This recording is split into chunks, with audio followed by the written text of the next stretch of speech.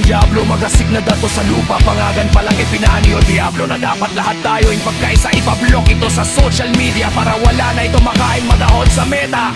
Ang iglesia manalo ay kulto de Jesus. Sa amin mong lalasing naninigarilyo, higlang pending tularan. Ang tanong na nampalataya ay himpun at batihan. Ang salita ng Diyos at dapat nang babasaklala ngang Biblia. Huwag mo nang ipilit at tanging ay kulto. Ang batayan ng simbahan kahit sa silong ang napunong. Kahoy mag-worship ay beer food basta't totoo.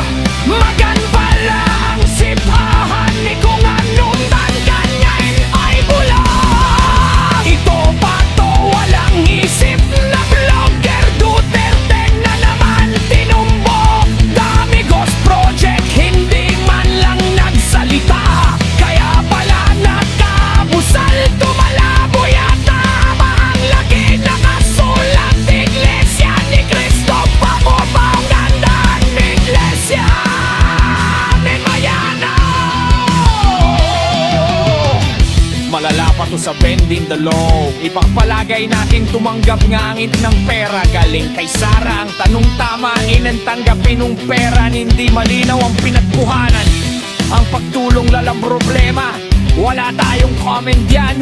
Ang pagpapagawa ng madaming sambahan syempre kasama may sana manlaka ng koleksyon. Wala lalong comments ganun. Normal lang yan sa isang sambahan.